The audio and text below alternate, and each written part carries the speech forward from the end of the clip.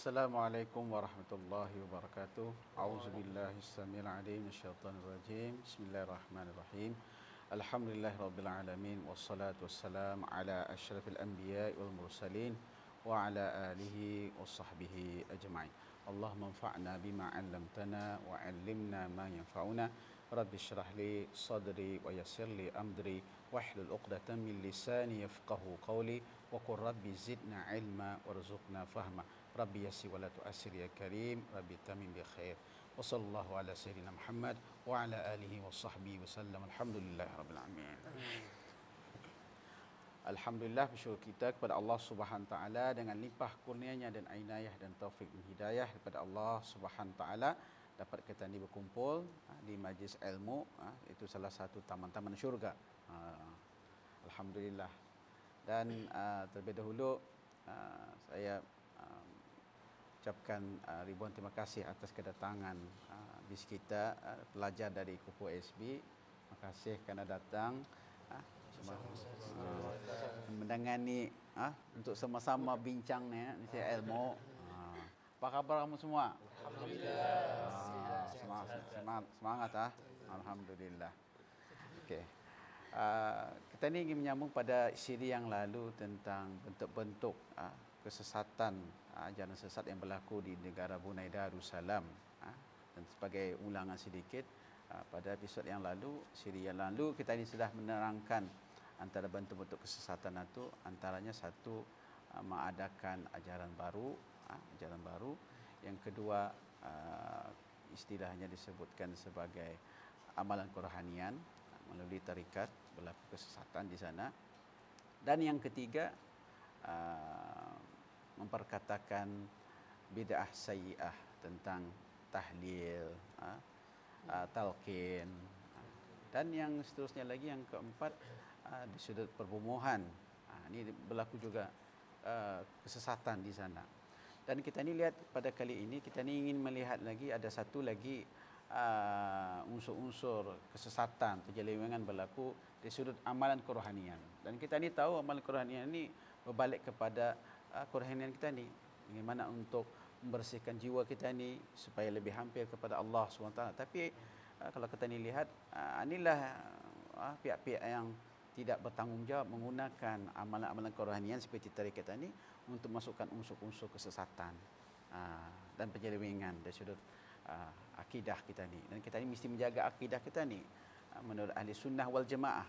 Dan tarikat Mufaridiyah, ini tarikat Mufaridiyah mesti kita tahu sudah tentang tarikat ni, ajaran tarikat Mufaridiyah. Mungkin ada yang akan bertanya ni, apa sebenarnya ni tentang ni?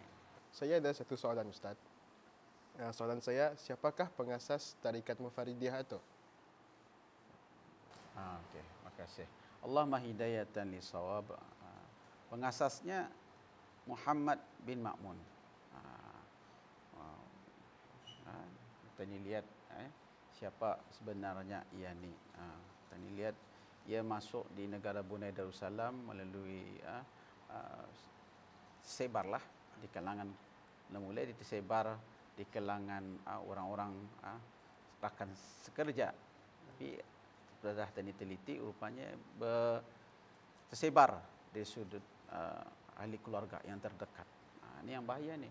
Sebab itulah kita ni apabila mendengar ada macam sikit macam bercanggah dengan hukum Islam, syariat Islam, kita ni segera membuat laporan. Ini kami berlaku kesesatan rupanya. Macam tarikat Mufaridiyah ni, ajaran tarikat Mufaridiyah ni.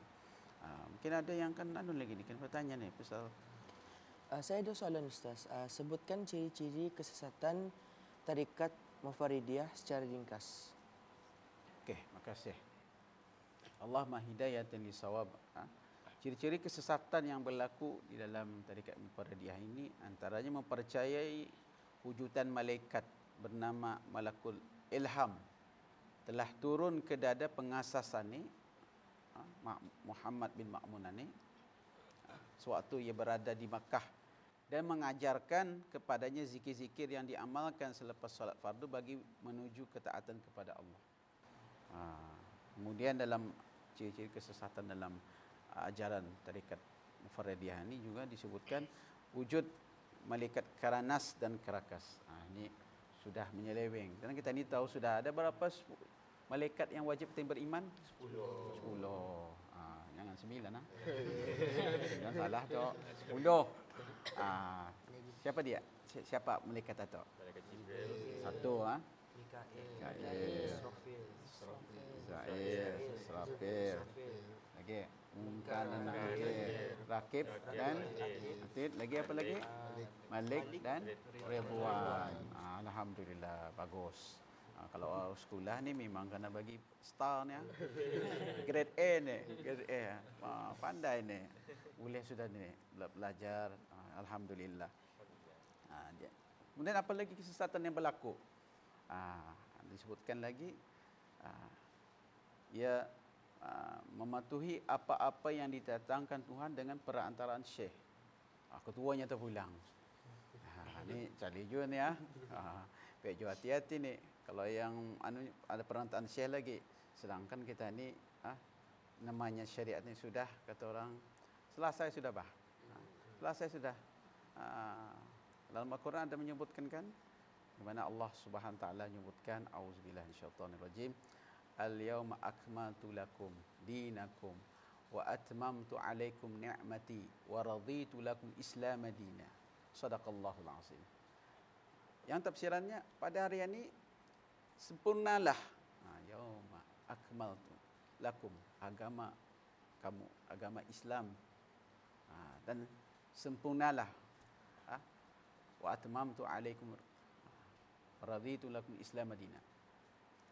Maksudnya sempurna sudah dan Islam sudah menjadi agama kita ni. Ini sudah disebutkan dalam Al-Quran. Yang kita dapat faham ayat itu. Al-yauma akmaltu lakum dinakum wa atmamtu alaikum ni'mati wa raditu lakum Islam madina. Sadaqallahul azim. Itu maksudnya. Maksudnya di sini sudah selesai, sempurna sudah agama yang dibawa oleh Rasulullah sallallahu alaihi wasallam. Sudah. Yang lupa tu kalau bila sebut Nabi Muhammad sallallahu alaihi wasallam yang kedekut, yang karet. Yang kata ni kan mau berselawat. Rugi tu nak berselawat tu. Kemudian kita ni lihat lagi. Kalau sudah memperkatakan sedemikian, ia mengatakan mematuhi apa-apa yang ditangkan Tuhan dengan perantaraan syekh, sudah berlawanan ni. Kerana kita ni sudah sempurna syariat Islam itu. Tidak lagi ada lagi perantaraan yang ada ni. Sedangkan kita ni lihat pun dalam Islam apabila kita berdoa kita ni kepada Allah Subhanahu taala. Kita ni beribadah kepada Allah Subhanahu taala. Ingat surah Al-Fatihah. Ingat kan Ustaz? Ingat. Itu mihawar teh. Iyyaka na'budu wa iyyaka nasta'in. Hanya sanya iyyaka kepada Allah SWT kita ini beribadah. Hanya sanya kepada Allah SWT kita mohon pertolongan. Sedangkan sudah cukup sudah benda-benda macam ni. Pada Allah SWT kita minta. Tidak perlu lagi ada perantaraan syekh lagi. Ketua. Ini sudah lawanan. Mungkin ada lagi kan bertanya lagi ni. Saya ada soalan Ustaz. Apakah pandangan Mufti Kerajaan Brunei terhadap ajaran tarikat Mufaridiyah ni? Bagus. Terima kasih kepada yang bertanya tu. Alhamdulillah. Apa pandangan ulama Mufti Kerajaan Negara Brunei Darussalam? Tadi kena tahu Rasulullah sallallahu alaihi wasallam menyebutkan al-ulama warasatul anbiya atau kama qala Rasulullah sallallahu alaihi wasallam. Ulama ni adalah warisan daripada para nabi. Diorang yang akan menyambung segala perjuangan para nabi, para rasul. Dan kita ni lihat apa kata Mufti Kerajaan Negara Brunei Darussalam tentang tarikat ini.